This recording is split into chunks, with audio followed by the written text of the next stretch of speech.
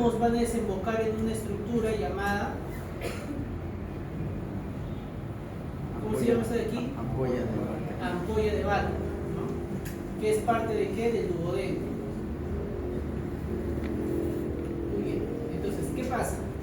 Que a veces hay un cálculo que se incrusta aquí, en el colédoco, a la cual se le conoce como coledocolitiasis.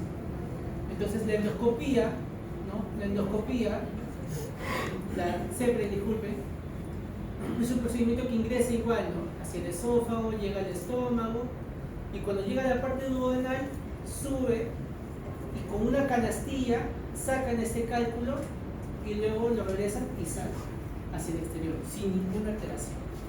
Pero hay casos en que este cálculo es muy grande y antes de introducir la canastilla, introducen un aparato que se llama litrotripsia, ¿no? Rompen este cálculo y lo forman en fragmentos. Y esos fragmentos pueden ingresar hacia la ampolla de Barker y eliminarse por las heces. Pero hay algunos fragmentos que son más grandes que otros. Entonces, esos fragmentos, lamentablemente, algunos se incrustan en la ampolla de Barker y generan pancreatitis aguda. Esa es una forma por la cual, por eso, los pacientes que hacen procedimientos post-CEPRE hacen pancreatitis aguda, ¿no? Por esos fragmentos pequeños que quedan del cálculo biliar o algunos cálculos pequeños que también migran desde la ampolla de Barker y generan pancreatitis aguda. ¿Ya? Muy bien.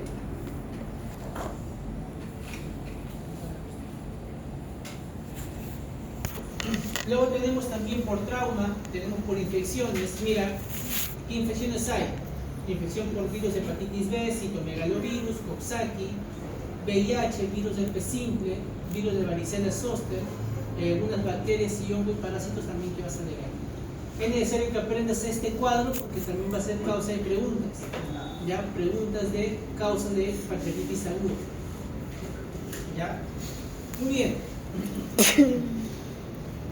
Entonces, Gracias. ¿cuándo vas a sospechar de pancreatitis aguda? ¿Cuándo vas a sospechar? ¿Ya? Tienes que empezar a pensar primero en las causas o en lo que puede generar como manifestación principal. ¿Ya? Bien. El dolor abdominal es el síntoma primordial en la pancreatitis aguda. Es el síntoma primordial. ¿Qué quiere decir? Que con eso tú puedes hacer casi ya el diagnóstico. Entonces, la semiología gastrointestinal es tan colaborativa que nos indica todavía qué órganos son los que están implicados cuando el paciente viene por alguna clínica. Por decir, nos ponemos en los 9 cuadrantes, abdominales, ¿no? ¿Dónde está ubicado el páncreas? Epigastrio. ¿Solo en el epigastrio? Allá, Se ubican entre epigastrio y mesogastrio. Que hay una misma circuncisión de esos dos, epigastrio y mesogastrio. Muy bien.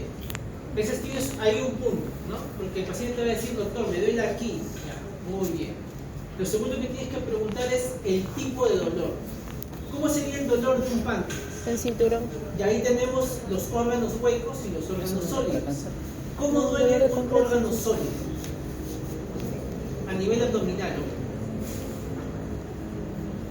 ¿Cómo duele un órgano sólido? ¿Alguien sabe? El dolor de un órgano sólido es un dolor opresivo, ¿ya? Como si siente que algo le está apretando a nivel abdominal. ¿Ya? Entonces, ¿y el órgano hueco cómo duele? Punzante. Punzante. ¿Cólico? Con un cólico, muy bien. Órgano hueco es con un cólico, ¿no? ¿Y cuál es el único órgano a nivel abdominal que tiene un dolor tipo urente? Tipo urente, ¿va? El estómago. Entonces, basado en eso y sabiendo que el páncreas es un órgano sólido, ¿cómo debería ser el dolor? Un dolor Opresivo. Tipo opresivo, porque es un órgano sólido. ¿Ya? Muy bien. Entonces ahí tienes dos características, ¿no? Que es la ubicación, el tipo de dolor, y ahora te faltan síntomas un poquito más reconocibles del páncreas. ¿Y cuál es? El que se irradia hacia los flancos y hacia la espalda, ¿no? Llamado dolor en cinturón, ¿no? Muy bien. Y además tiene otras características, ¿no? Que es constante e intenso, no calma con la posición y está asociado a náuseas y vómitos. Todo eso te tiene que hacer sospechar de pancreatitis aguda, ¿no? Pero también existen otras manifestaciones asociadas que pueden darte por pancreatitis aguda. Alteración de funciones vitales, fluidos sinoviales disminuidos, puede haber ictericia, pero no necesariamente es que la ictericia es generada por la pancreatitis.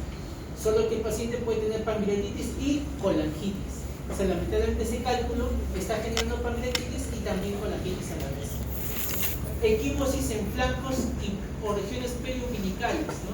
Que se lleva por una pancreatitis hemorrágica. Mira, a nivel de flancos, ¿no? Este pequeño equimosis que ves acá se le conoce como signo de Grey-Turner. Este equimosis periumbilical se le conoce como signo de Cullen, ¿no? Signo de Cullen. Y existe también otro signo que es una equimosis a nivel del vasto interno de la región del miembro inferior, ¿no? Que se le conoce como signo de Fox.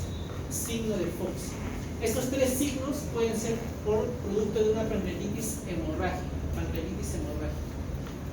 Muy bien. Luego mira, acá también te ponen exploración de tórax. ¿Por qué crees que deberíamos explorar el tórax en un paciente con pancreatitis aguda? ¿Qué tiene que ver el páncreas con los pulmones o la región torácica? ¿Qué tiene que ver? Y es que los pacientes con pancreatitis aguda pueden generar edema pulmonar o también llamados derrame pleurales. Entonces hay que tener bastante cuidado con eso, porque la pancreatitis aguda puede generar derrame pleural y puede generar congestión pulmonar, ¿ya? Y mira, acá también te pongo que los pacientes con pancreatitis pueden hacer también fiebre. Pero la pregunta es, ¿hasta qué tiempo yo debo sospechar que esa fiebre es generada solo por la pancreatitis aguda? ¿Hasta qué tiempo debo de esperar que la fiebre solo sea por la pancreatitis aguda? ¿Alguien sabe cuánto tiempo tengo que esperar?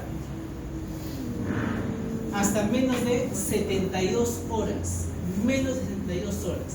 Pasadas 72 horas, debo sospechar que esa pancreatitis se está complicando o tiene algún proceso inflamatorio más que esté generando eso, ¿ya? Pero fiebre en pacientes con pancreatitis aguda solo debe ser hasta menos de 72 horas. Muy bien, el diagnóstico. ¿Cómo se hace el diagnóstico de pancreatitis aguda? Se hace con la siguiente manera. Son de estos tres criterios, solo dos tienen que estar positivos. ¿Ya? De estos tres criterios, solo dos. Primero es el dolor abdominal, que ya hemos dicho que es sugestivo de pancreatitis aguda. Segundo, niveles de lipasa y amilasa por encima de 3 veces su valor normal. Mira, más de 3 veces su valor normal. Y el tercero, doctor, el tercero solo lo vas a utilizar, o sea, quiere decir que las imágenes solo las vas a utilizar cuando los niveles de lipasa y o amilasa no cumplen el criterio de 3 veces su valor normal. O sea, puede estar por encima de 2 veces su valor normal, pero no cumple el criterio de pancreatitis. Entonces, en estos casos, pido tomografía y ecografía. ¿Ya? Entonces, debe haber dolor abdominal, amilasa, lipasa por encima de 3 veces su valor normal, y la tomografía o la ecografía solo me pediría cuando el segundo no cumpla criterio. Ahora, la pregunta es, ¿quién de ustedes ya han visto pancreatitis aguda en su rotación hospitalaria? ¿Quién ya ha visto ya pancreatitis aguda? ¿Nadie? Dice que la pancreatitis aguda es frecuente. ¿Han visto o no sus rotaciones? No. ¿Se han visto? ¿Cómo Ya. que hemos visto, doctor? ¿Ah? La sintomatología, todo eso. ¿O sea, han visto al paciente con pancreatitis aguda? ¿Sí han visto? Ya, perfecto, muy bien. La pregunta es, ¿cuántos de ustedes han visto que el médico le pide amilasa o lipasa control? ¿Le piden o no en su hospital? Sí. Le piden, sí le piden. Sí. ¿Ustedes qué dicen? ¿Está bien o está mal? pedir amilasa o lipasa control. ¿Qué dice? Sí. ¿Está bien? ¿Quién me dice que está bien? A ver. ¿Quién más, para quién más está bien que pidamos amilasa o lipasa control? A control. O sea, ya tienes un paciente con pancreatitis aguda. Vamos a suponer que le salió amilasa en 600 y lipasa en 900. Ya, pancreatitis aguda. Entonces, pasa 2-3 días y el médico le pide otra vez amilasa lipasa para ver si es que está mejorando esa pancreatitis aguda. ¿Eso hacen en su... ¿Eso han hecho en su rotación? Ya. ¿Tiene fundamento eso, sí o no? ¿Está bien que pidamos amilasa lipasa control? ¿Puede disminuir? No. ¿Quién dice sí? ¿Quién dice no? Tal vez. Como Kudai. A ver. ¿Quién dice sí? ¿Quién dice no? Está dividida la cosa, ¿no? Ya, muy bien. La respuesta es no. No se pide amilasa lipasa control. ¿Por qué? Y aquí te traigo la explicación. Mira, la amilasa, si yo te preguntara de estos dos enzimas, ¿cuál es la más específica para pancreatitis aguda? Amilasa. ¿Cómo que la amilasa? Lipasa, ¿no? Porque la amilasa, ¿dónde también se excreta? A nivel de las glándulas salivales, ¿no? Glándulas salivales. Por eso se menciona que la lipasa es la más específica, ¿ya? Mira cuánto tiene sensibilidad, 90%, y especificidad, 97%, ¿ya? Muy bien, pero si yo te preguntara, ¿cuál de estas dos enzimas es la primera en elevarse? La respuesta es amilasa. Porque miren qué tiempo hace su pico. Hace de 6 a 12 horas, a diferencia de lipasa, que recién hace su pico a las 12 y 18 horas. Ahora, ¿cuánto tiempo dura la amilasa en el cuerpo? Mira, ¿cuánto tiempo dura? De 3 a 5 días. Y la lipasa hasta 10 días, y en otras literaturas hasta 14 días. Entonces, ¿por qué rayos le pedirías nuevamente amilasa lipasa a un paciente con pancreatitis aguda? ¿Por qué le pedirías al tercer día o al cuarto día sabiendo que su tiempo de vida media es todavía hasta ese tiempo? No habría razón alguna de pedirle control de amilasa lipasa. Pero aquí te pongo la pregunta trampa. ¿Existe alguna condición donde sí tenga que pedirle amilasa y lipasa control?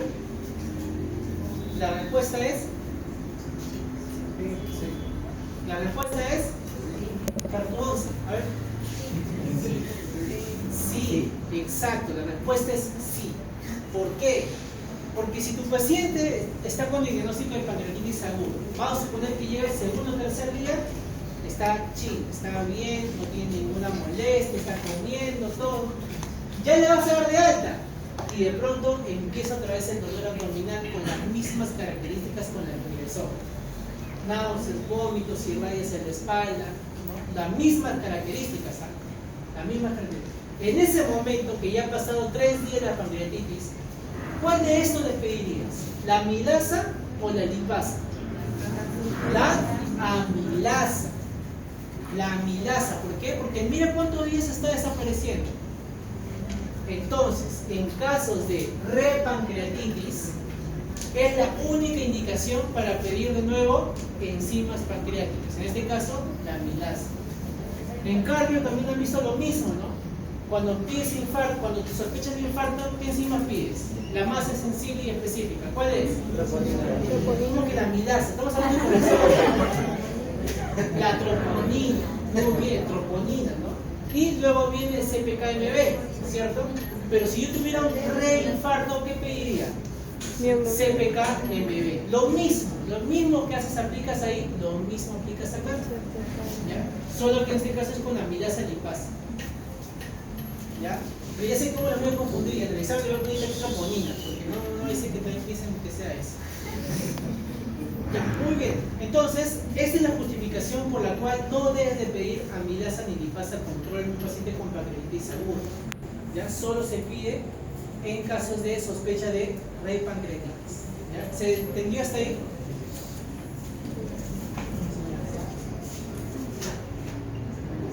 Muy bien. Existe clasificación de pancreatitis aguda, ¿no? Según el Atlanta 2012, que es la que hasta la fecha se sigue manteniendo. No va a cambiar absolutamente nada.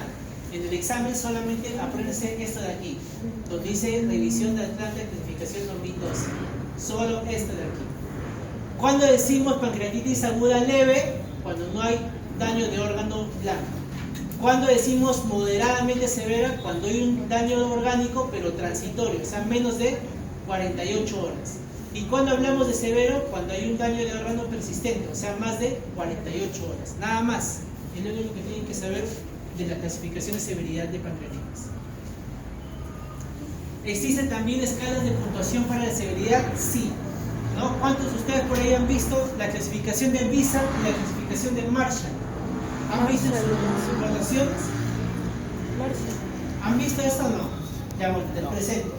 Ya, es la escala de Visa y la de Marshall. Cada uno tiene un puntaje distinto con un parámetro también distinto, que se pueden obtener pidiendo el laboratorio. Por si la urea se puede pedir. La edad, solo le preguntan, ¿no? CIRS, si tiene criterios de CIRS, o estado mental, o si tiene derrame pleural. Y mira, esta es la clasificación también de Marshall.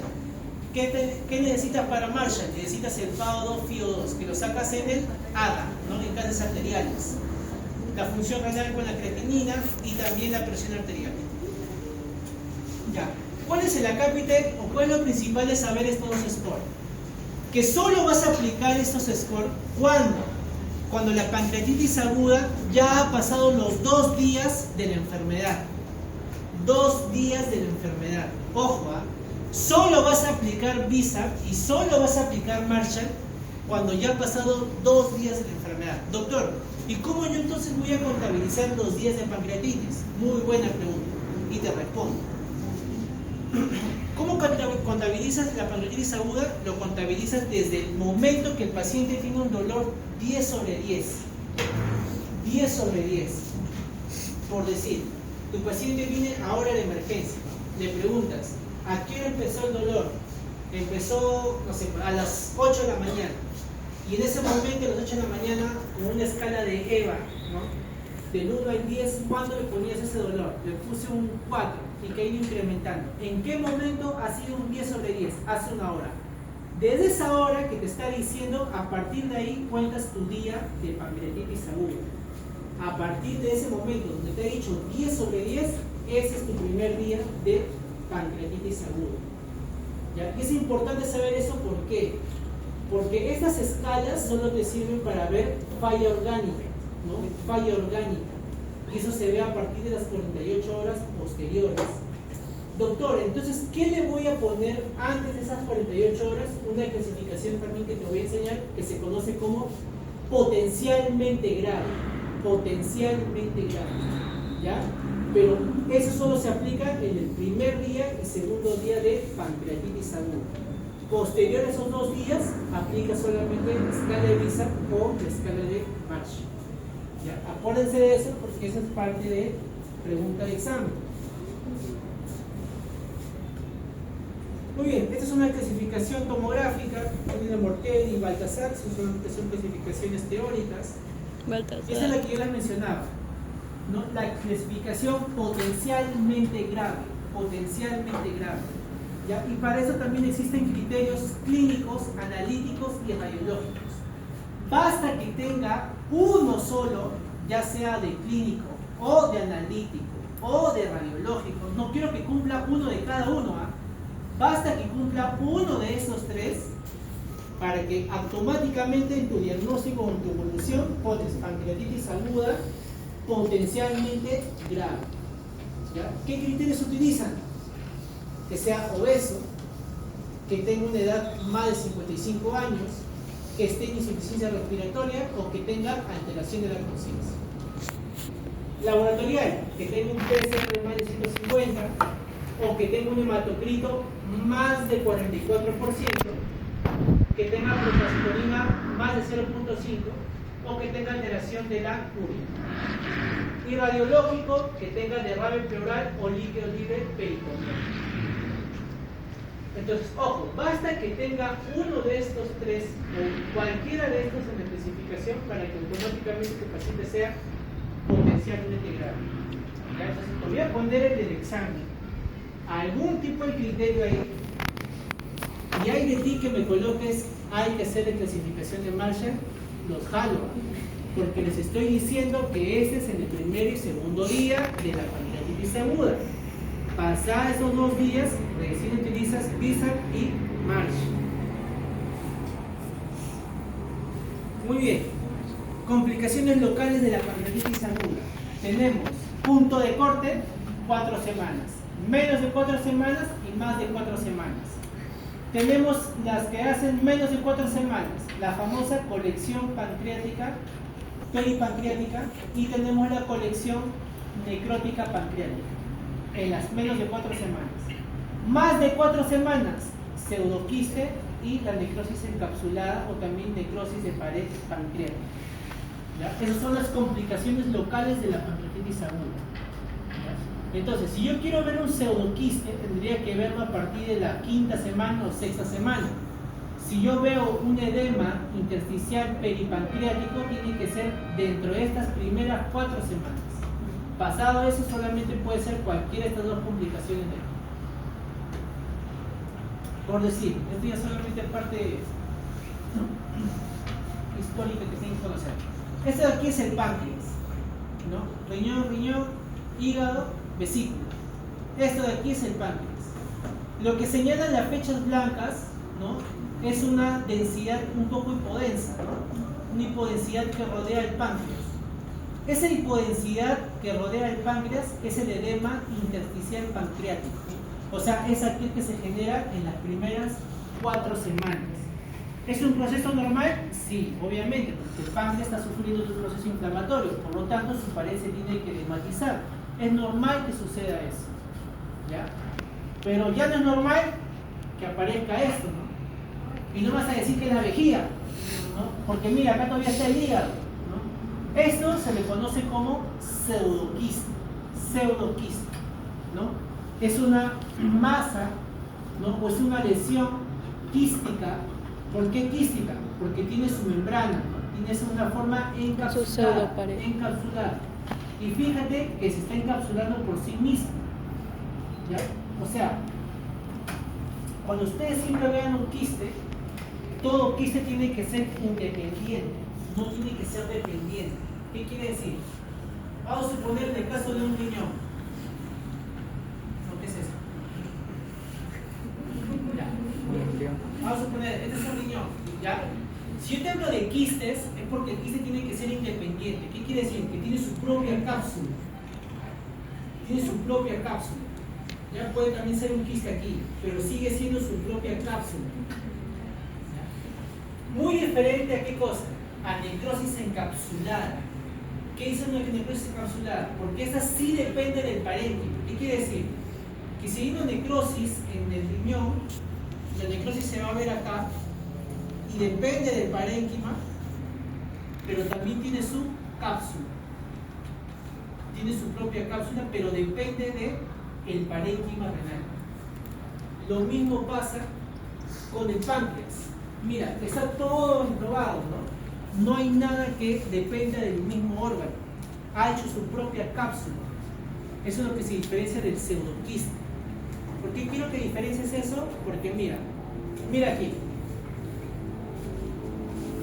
¿Qué pasa con esto? Mira, el páncreas y esta región hipodensa, y permanece el mismo tejido pancreático, y luego recién hace su forma encapsulada. Esa es la diferencia de un pseudoquiste con el famoso WON, ¿no? Que es la necrosis de pared pancreática. ¿Ya?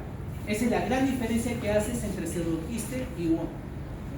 ¿Ya? No te lo estoy diciendo ver porque no te va a venir del examen, obviamente, pero te lo hago para que tengas en conocimiento, para que sepas diferenciar un pseudoquiste con el WON. Muy bien, tratamiento.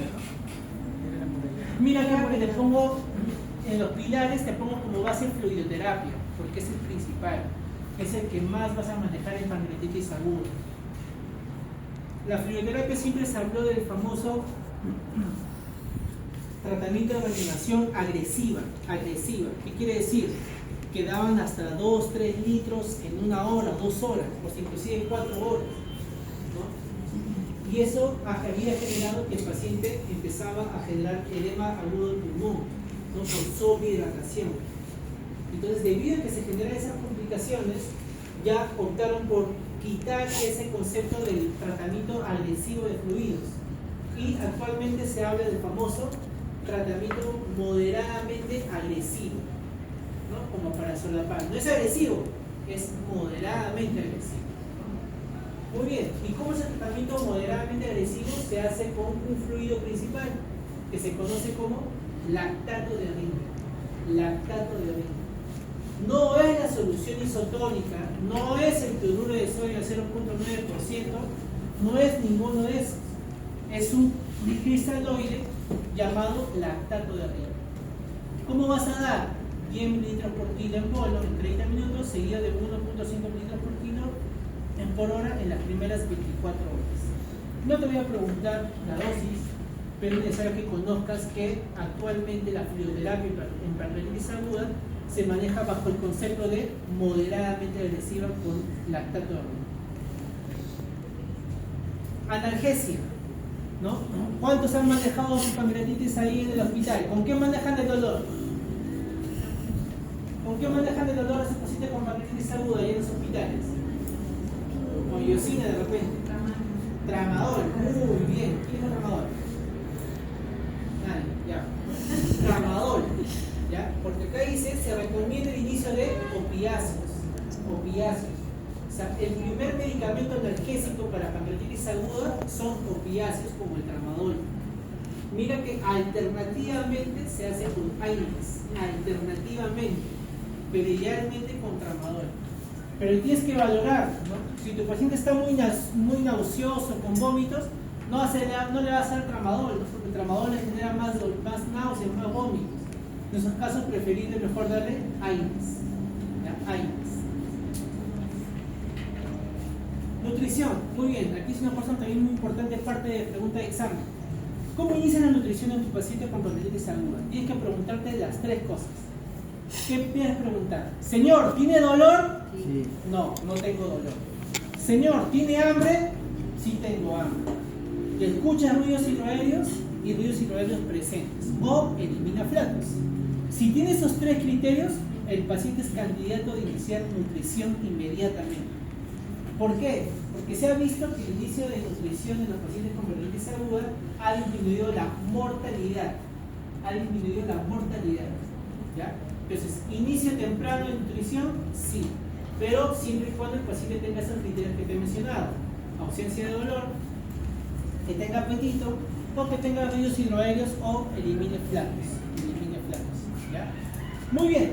Entonces, le vas a iniciar bien a tu paciente. ¿Cómo le inicias dieta? ¿Cómo han visto a sus pacientes con pancreatitis aguda en su hospital que han iniciado dieta? ¿Cómo le inician la dieta? Blanda. Muy bien. ¿Quién dice otra? A ver. Líquidas. ¿Cómo le inicia? Blanda asistida. Asistida. No, creo, ¿ah? Enteral. ¿Cómo inician la dieta, chicos, ahí en los hospitales? Por ahí habrán visto, ¿no? Dele primero, a ver, que coma así, agüita. Ya, toleró la agüita, ahora dale papilla. Toleró la papilla, dale gelatina. Toleró la gelatina, dale sopita. Luego sopita, dale y van progresando la dieta. Esas son las famosas dietas progresivas. Ya. ¿Qué pasa con los pacientes con pancreatitis aguda? Eso está mal. No se debe hacer dieta progresiva.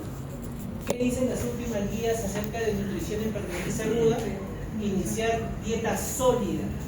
Sólida. ¿Que le voy a dar papa? Sí, dale papa. Dale arroz, le vas a dar arroz. Pero obviamente no le vas a dar un chancho, ¿no? No le vas a dar pollo en la brasa. La dieta tiene que ser una dieta sólida, baja en ¿qué? Baja en carbohidratos y grasa. Bajo en carbohidratos y grasa. ¿Ya? Muy bien. Pero eso solo aplica en pancreatitis aguda leve. Solo en pancreatitis aguda leve. ¿Ya? En pancreatitis aguda moderadamente severa, que quiere decir que el paciente todavía va a tener un poquito de dolor, todavía no va a tener mucha hambre. Entonces, en esos pacientes, la nutrición tiene que ser una nutrición enteral. ¿Qué quiere decir nutrición enteral? Que le pongas algún dispositivo para que pueda iniciar la dieta. ¿Ya? Ojo, No puedes esperar en tu paciente con pancreatitis aguda moderante severa, no puedes esperar la dieta. Ya no puedes darle chance hasta 2 días, ya máximo. 2 días le puedes dejar todavía en NPO.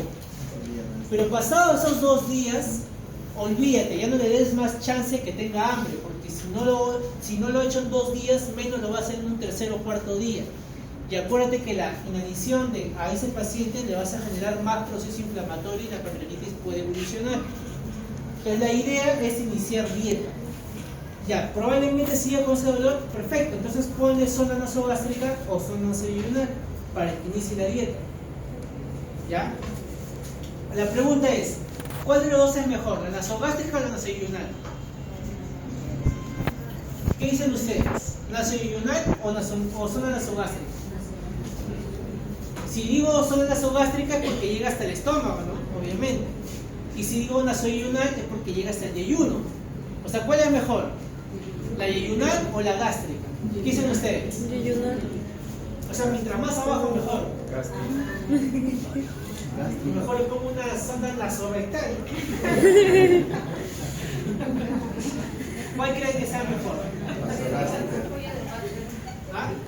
Para evitar contacto con la ampolla de Barker o Ya. Lo que pasa aquí es que usted tiene el concepto de que evito mejor la digestión por parte del páncreas. Ya, ese es error. Tienes que estimular a tu páncreas. Tienes que estimular a que salga del páncreas. O sea, que la amilasa lipasa no empieza a digerir más el páncreas, sino digiere otras cosas. Por eso se ha visto que mejor era nasogástrica. Porque esa alimentación, cuando pase por el duodeno, la amilasa lipasa que van a estar destruyendo al páncreas van a ver que hay comida. Entonces, en vez del páncreas, van a querer ir a esa comida.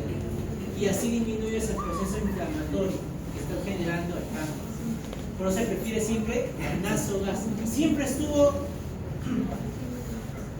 en discusión nasogástrica o nasoyunal. Siempre estuvo en eso. Decían porque no, es mejor para evitar el proceso inflamatorio del páncreas. Pero bueno, ya hay un consenso ya que la nasogástrica es mucho mejor. Y la sonda y la nutrición parenteral, ¿en quién voy a utilizar? Parenteral. ¿Qué es la nutrición parenteral? Es la nutrición que se coloca por medio de un catéter venoso central. Ojo, por ahí no pasa la leche, ¿ah? Porque te estoy diciendo que ahí el catéter venoso central, o sea, es por la vena, no vas a pasar leche por la vena. No es eso, sino que le pasas sustancias químicas, ¿no? Como almidones, proteínas, ¿no? Transformadas en fármacos y que pasan por la vía central. ¿Ya? Pasan por la vía central. Este tipo de nutrición solo se acepta para pacientes con pancreatitis severa. Entonces tienes 3 tipos de nutrición en pancreatitis. Pancreatitis aguda leve, nutrición vía oral, a la olla. Moderadamente severa, enteral, por zona nasogástrica. Pancreatitis severa, parenteral, ¿no? Por catéter venoso central. Muy bien. La siguiente pregunta: ¿cuándo inicio antibiótico entonces con una pancreatitis aguda? Por el amor de Dios, casi la mayoría de pancreatitis aguda, siempre he visto que unos colegas se traszonan. ¿Pero por qué? ¿Por qué, Dios mío? Entonces, y ese es el problema, ¿no? Que no tenemos el concepto de que la pancreatitis aguda es un proceso inflamatorio. Y si es un proceso inflamatorio, tiene que elevar leucocitos, tiene que elevar PCR, tiene que elevar procalcitonina. Es parte de. Y si yo le quiero dosar interleuquina 6, también me va a elevar interleuquina 6, porque es un proceso inflamatorio. Entonces, ¿los pacientes con pancreatitis aguda pueden hacer leucocitosis? Sí, puede hacer leucocitosis. ¿Hasta cuánto? Hasta 25.000 leucocitosis puede hacer. ¿Ya? Pero también se acepta que esa elevación, tanto de leucocitos, PCR, procalcitonina, sea hasta el tercer día. Quiere decir que si yo tomo el primer día, esos parámetros pueden que salgan elevadas. Y pasados esos 3 días, tengo que ver que esa leucocitosis, o ese PCR, o esa procalcitonina, esté en caída. Pero si yo no veo eso, si yo no veo que la leucocitosis no baja, que el PCR sigue elevado, que el procalcitonina sigue elevado, que el paciente sigue con dolor, que la fiebre persiste, si yo veo eso, pucha, no hay otra forma, tengo que sospechar que esa pancreatitis se está complicando. Y una de esas complicaciones es esto de aquí, la necrosis infectada. ¿Cómo voy a ver la necrosis infectada en la tomografía? Ven esta lesión hipodensa, es la necrosis.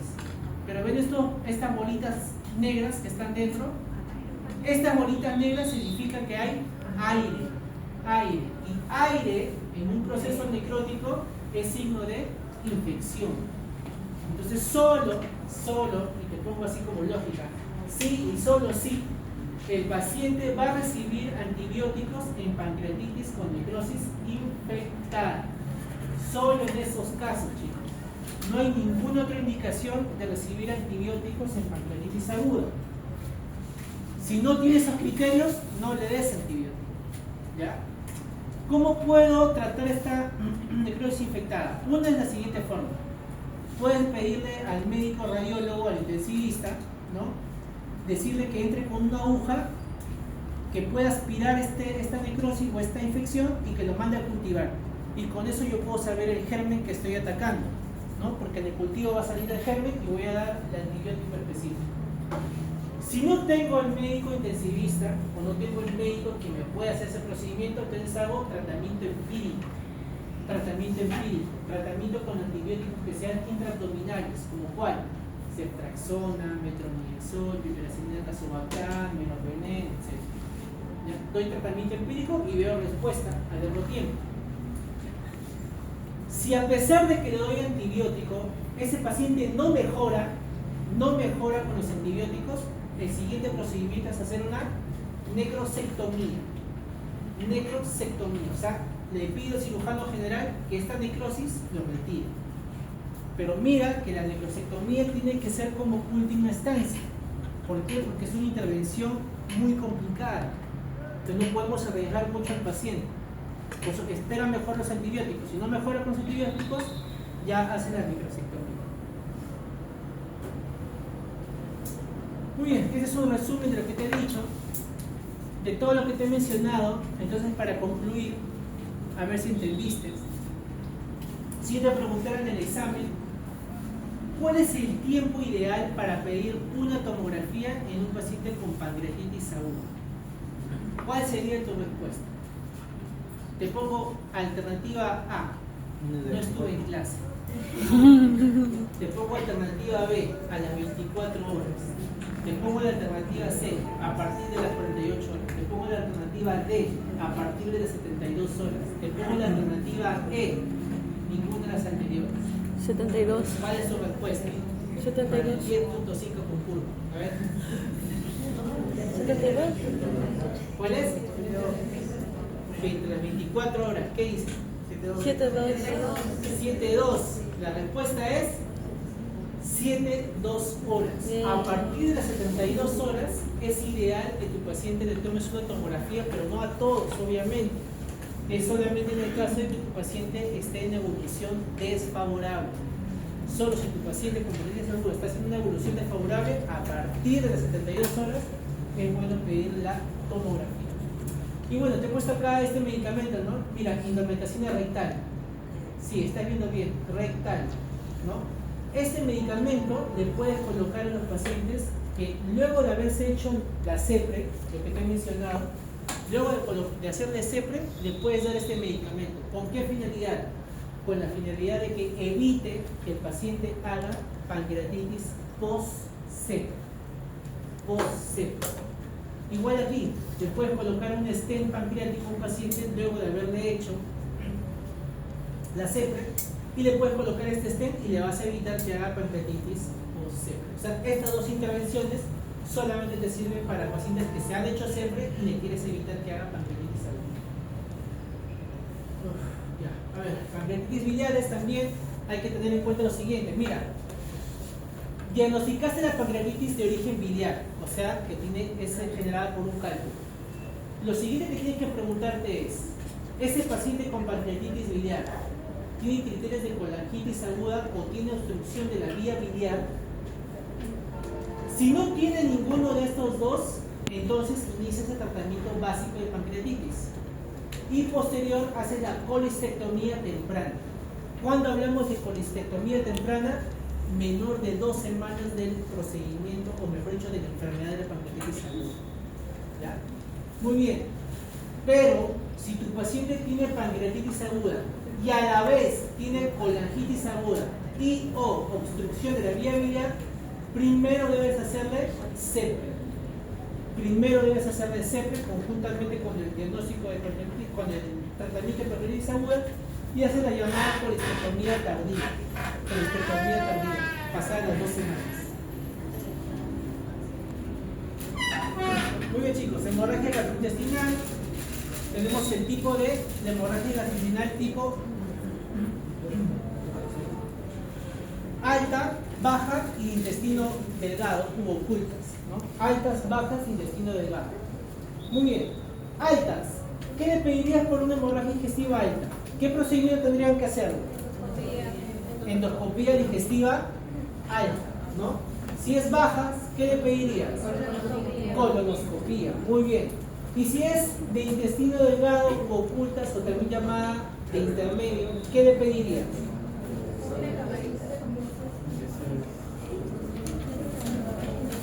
¿Qué le pedirías? ¿Cirugía? Para que abran todo el duodeno y el yuno ahí, a ver si por ahí sale. ¿Cómo? Tomografía. Existen 2 procedimientos, ¿no? Se le conoce como cápsula entérica endoscópica. Es como una pastilla, ¿no? Es como una pastilla que te lo tomas y mediante una pantalla vas viendo el recorrido de esa cápsula, ¿no? Va viendo ahí tu candidiasis esofágica, todo, ¿no? Recorre toda esa zona intestinal. Y lo otro vendría a ser la enteroscopía, ¿no? Que yo tengo una anécdota con eso, no es que a mí me la hayan hecho, sino que yo cuando era residente teníamos un paciente que sangraba y no sabíamos de dónde porque ya le habían hecho endoscopía y colonoscopía y seguía sangrando el paciente y tuvimos que llevarlo al Loaiza, ¿no? Que es un hospital donde sí hacen endoscopía, ¿no?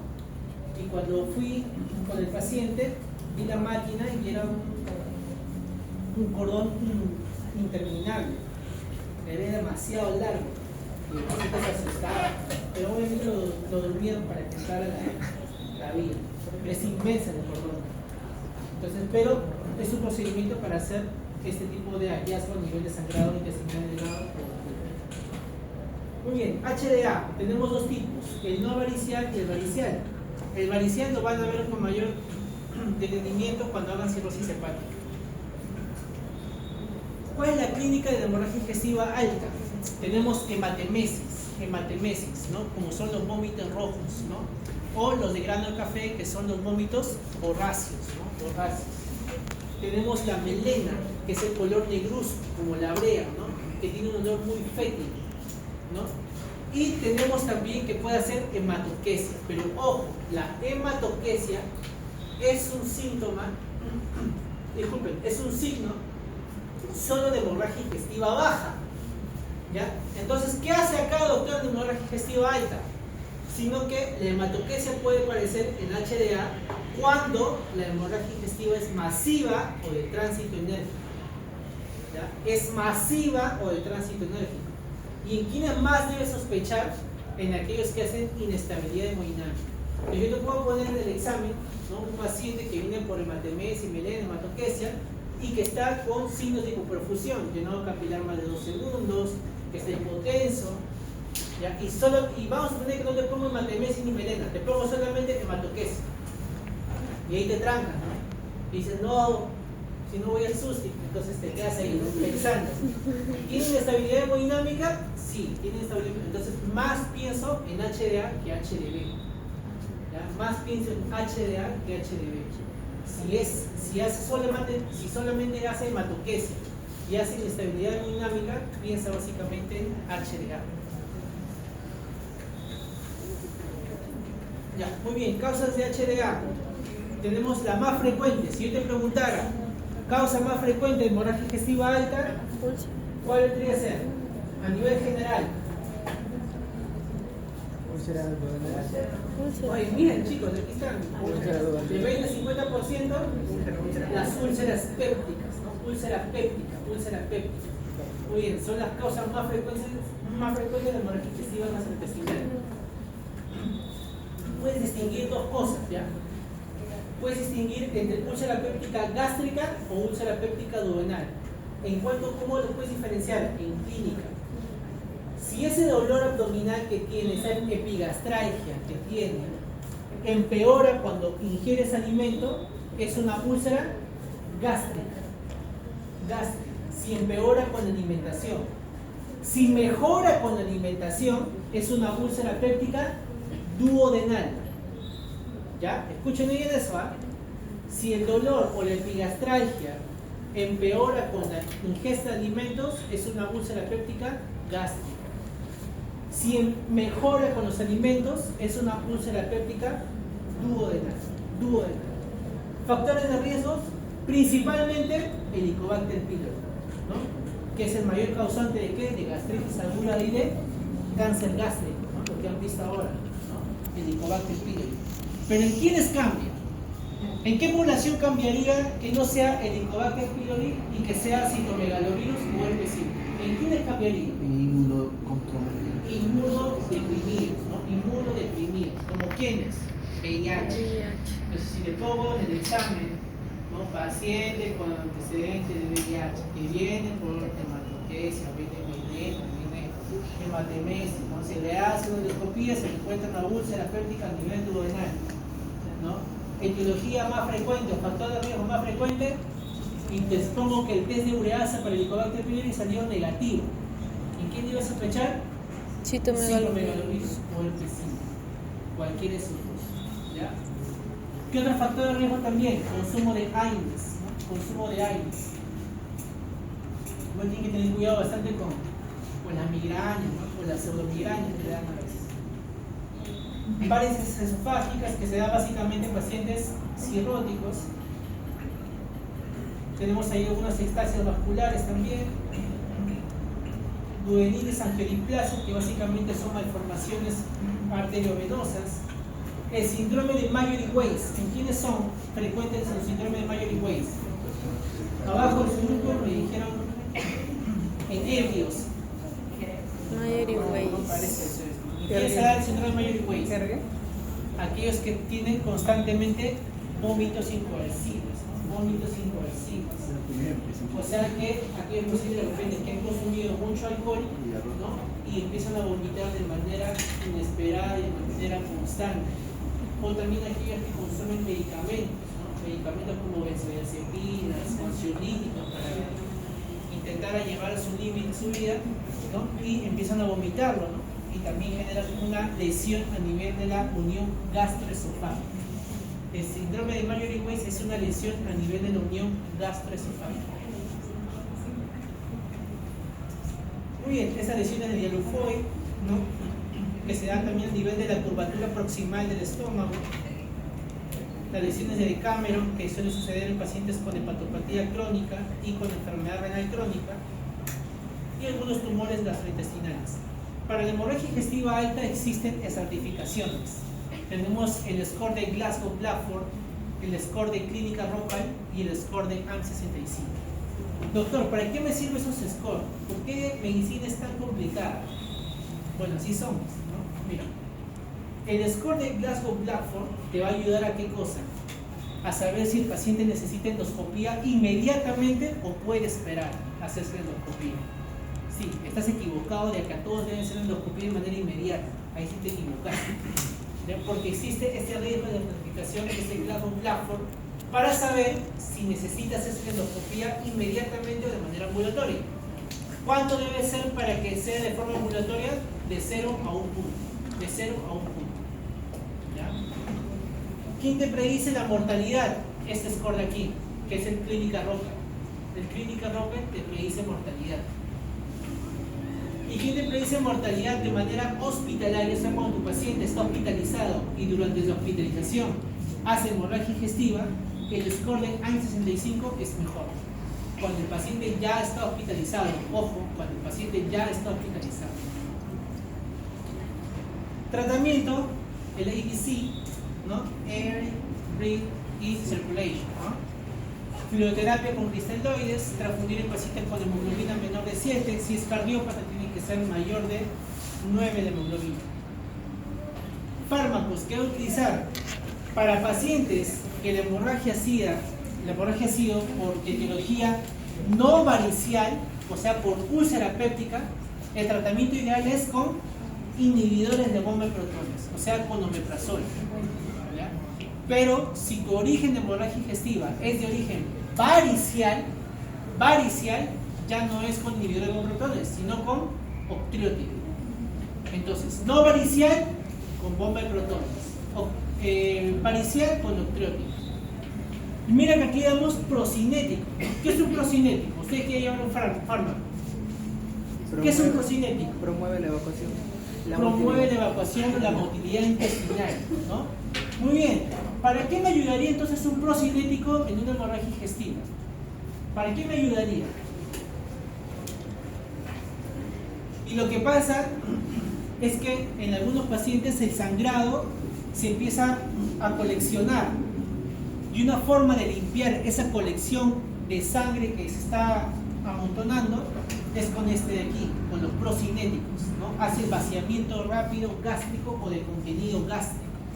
Por eso se dan procinéticos en esos casos. Medicamento ideal, macrólido, como cual la eritromicina. Pero aquí lamentablemente no tenemos eritromicina endovenosa. Entonces, ¿qué utilizamos? La vieja confiable, metoclopramida. ¿Y la loperamida? ¿Ah? No se utiliza la loperamida. Loperamida es un Clasificación de ácido Forbes, úrico. que es pregunta también de examen, ¿no? Que es para ver la clasificación de úlceras, ¿no? Tenemos la 1A. ¿Qué significa la 1A? Hemorragia activa. 1B es una hemorragia en napa o babiante. 2A, vaso visible. 2B, coágulo adherente. 2C, capa de hematina. Y el 3 es fibrina o vaselina. Si yo te preguntara cuál de todas estas clasificaciones son los que tienen bajo riesgo de resangrado, ¿cuál sería? 1. Bajo riesgo de resangrado, ¿cuál sería? ¿Cómo? 3, 3 y ¿cuál más? 2, 12. Y 12, muy bien, ya saben copiar, mira. ¿Ya ves? 5% y 10%, el 2C y el 3. Esos son los de bajo riesgo de sangrado. O sea, a estos pacientes yo les puedo dar de alta inmediatamente. Luego de la endoscopía, yo veo estas lesiones y les puedo dar de alta. Pero a partir del 2B, 2A, 1B, 1A, a ellos sí no les puedo dar de alta. Porque sí tienen alto riesgo de sangrado. Alto riesgo de sangrado. Muy bien, hemorragia digestiva baja, por debajo del ángulo de Treitz. Tenemos ahí signos característicos como la hematoquesia o también rectorragia, ¿no? Cualquiera de estos síntomas puede presentar la hemorragia digestiva baja. Causas más frecuentes, dentro de esas el 40% por enfermedad diverticular. ¿Y cómo diagnostico la enfermedad diverticular? Rayos X, no. Endoscopía. Clínicamente. Colonoscopía. Ya sé que después colonoscopía, porque tiene hemorragia digestiva baja, pero ¿cómo le diagnostico clínicamente? ¿Cómo sospechas clínicamente que es una hemorragia digestiva, que es una enfermedad diverticular? ¿Cómo lo sospechas? ¿Anemia? ¿Ah? Anemia, no. Por la hemorragia, ¿cómo sé que es una enfermedad diverticular? ¿Dónde tiene que ser el dolor en En el flanco izquierdo. Flanco ¿Qué? izquierdo. Con descendente. El lado opuesto. El lado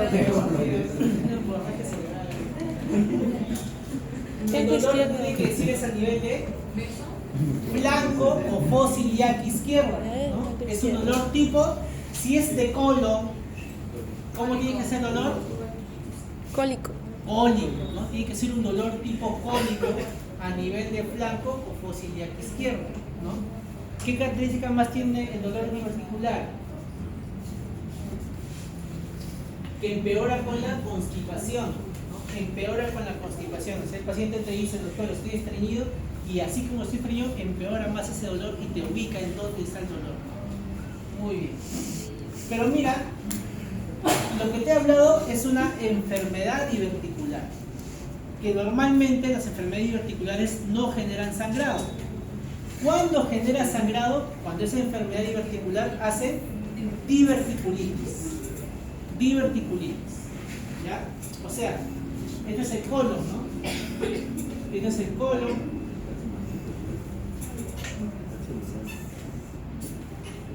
Y aquí aparece como una bolsita. Esta bolsita que aparece acá es la enfermedad diverticular. Pero como aquí pasan varias heces, ¿no? Está todo contaminado, a veces estas heces se coleccionan en esta bolsita de aquí y se empieza a enfermar, a hacer un proceso inflamatorio, ¿no? Por el contenido de heces que hay acá. Una vez que hay contenido inflamatorio por la colección de heces, a eso se le llama diverticulitis. Y esa diverticulitis tiene una clasificación, la clasificación de Hinche, ¿ya? Clasificación de Hinche, ¿ya? Hay una clasificación de Hinche que es la clasificación 3 y 4, que también lo van a tener que leer en algún momento. Cuando hacen Hinche 3 o Hinche 4, esos pacientes sí pueden hacer sangrado digestivo bajo, ¿ya? Inclusive hay que tener cuidado porque estos se pueden perforar inclusive y generar peritonitis, ¿ya? Entonces, ¿cómo sospechas de una diverticulitis? Paciente con dolor abdominal a nivel de flanco izquierdo o fosilex izquierda, asociado a distensión abdominal, asociado a fiebre y asociado a diarreas con sangrado, o sea, hematoquesia. Y entonces son pacientes sospechas de diverticulitis. Muy bien. ¿Con qué haces el diagnóstico? Puede hacer el diagnóstico con tomografía abdominal con contraste, ¿no? Y también puede ser mediante una colonoscopia. Muy bien.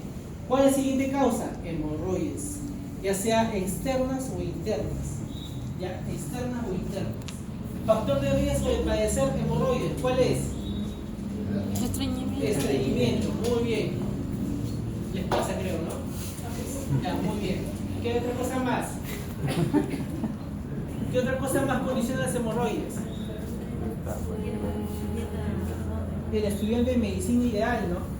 Ah, Está sentado todo el día leyendo. por la presión. ¿No? Conductores, ¿no? Conductores de vehículos, ¿no? Públicos. Suelen generar también hemorroides, ¿no? Porque no hay una buena vasculatura. Hay los que están mucho tiempo sentados, eso no quiere decir que ustedes no vengan a clase por eso, ¿no? Los que están mucho tiempo sentados generan una estasis sanguínea. Y esa estasis sanguínea hace que las venas hemorroidales empiezan a dilatarse más y más y más y genera las hemorroides, ¿ya? Eso es cuando un paciente está mucho tiempo sentado, y las constricciones crónicas también, ¿ya? ¿Cuál de esas dos duelen? ¿Las externas o las internas? Externas. Ya ves, no sé si ustedes padecen de eso. Muy bien. Las externas son las más dolorosas, ¿ya? Son las más dolorosas. Las internas en su mayoría no suelen ocasionar mucha molestia, salvo ya cuando protruyen, ¿no? Por debajo de la línea pectínea. Ahí empiezan a generar síntomas. ¿Cuál es más peligroso? Las externas son más peligrosas. Sí, las externas son las más peligrosas, porque las internas es muy difícil que protruyan en la línea pectínea, pero las externas sí son más delicadas. ¿Ya? Muy bien. Luego, ¿cuál más tenemos? Tenemos al cáncer de colon, ¿no? Que ya han visto ahora en su clase, ¿no? Han visto ahora eso, el doctor Otoya, ya, No. cáncer de colon, ya, pues, ¿por qué lo ven en clínica? Ya saben ustedes, ya, ¿no? Tienen que padecer bastante de qué cosa, factor epidemiológico y también genético, ¿no? Genético, preguntar a familiares si sufren de poliposis adenomatosa familiar, ¿no? Antecedente de pólipos, ¿no? Muy bien.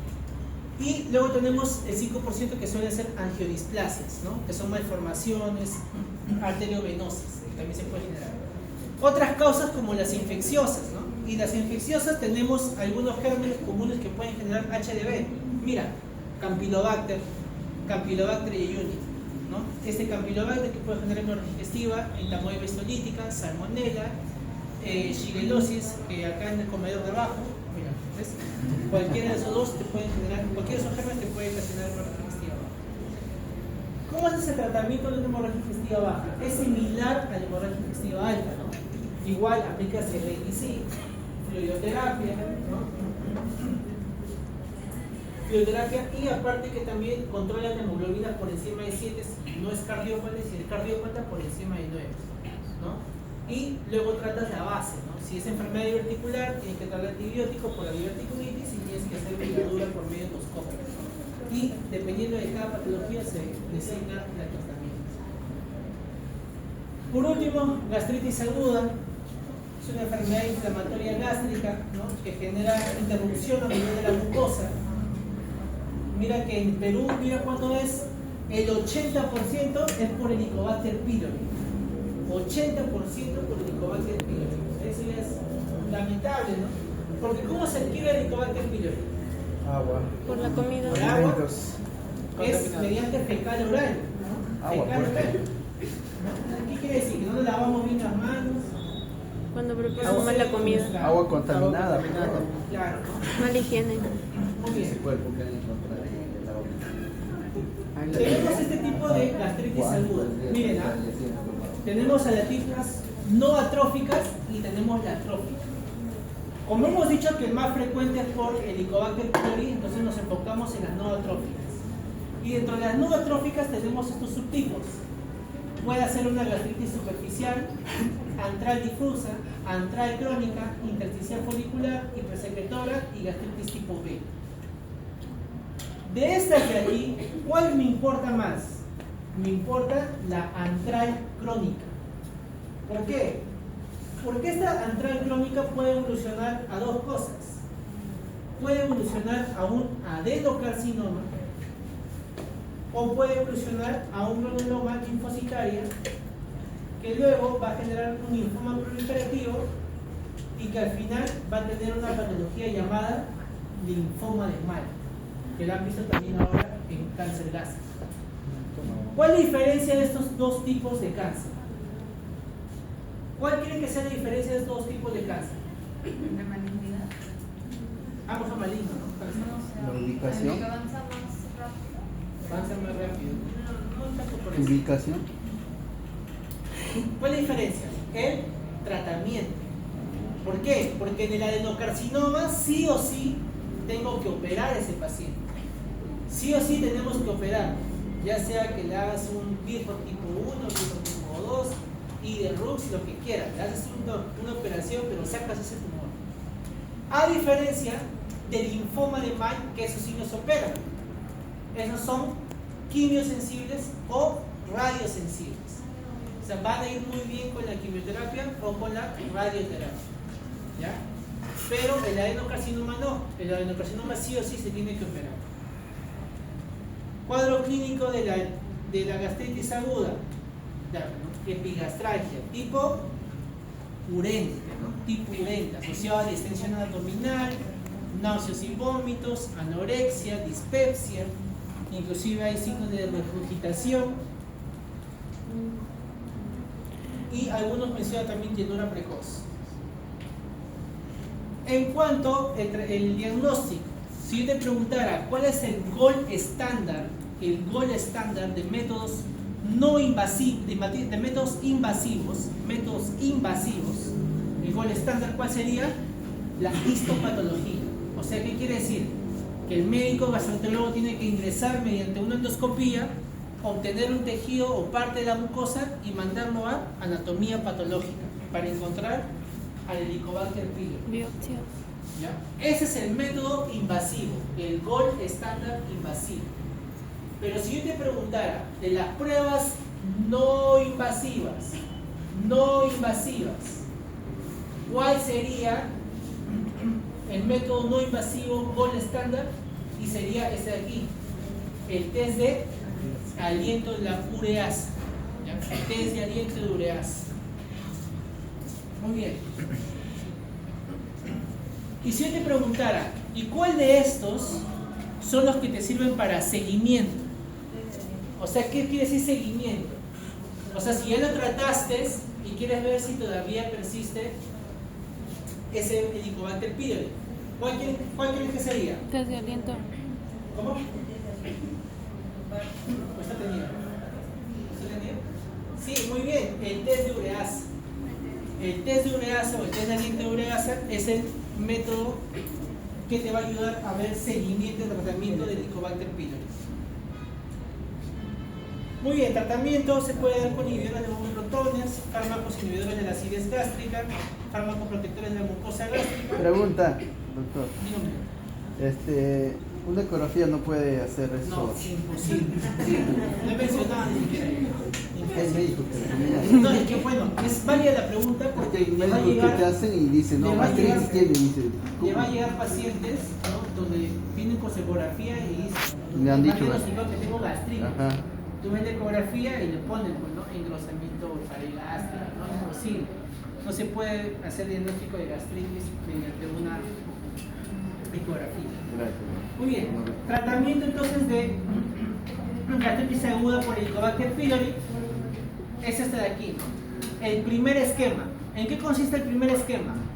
Dar inhibidores de bomba de protones más la eritromicina, más amoxicilina, más metronidazol por 14 días. Un momento. Es la tetrada.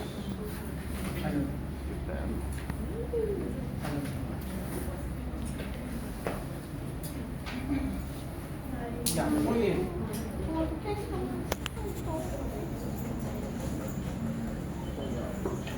Muy bien, entonces el primero vendría a ser inhibidor de bomba de protones, que vendría a ser el omeprazol, la eritromicina, amoxicilina más metronidazol por 14 días. No funciona esta terapia, entonces pasas a la segundo régimen, que es con IVPs más bimutol más tetraciclina más nitromiazol. No funciona ese esquema, entonces pasas con el régimen de levofloxacino. ¿Cuál es el régimen de levofloxacino? Es levofloxacino con amoxicilina más IVP más bimutol. Pero siempre tu primera elección va a ser el de aquí. Este de aquí, IVP, claritromicina, amoxicilina más metronidazol por 14 días. Segundo régimen es de aquí y el tercer régimen vendría a ser el régimen de levofloxacino. Muy bien, chicos. Bien.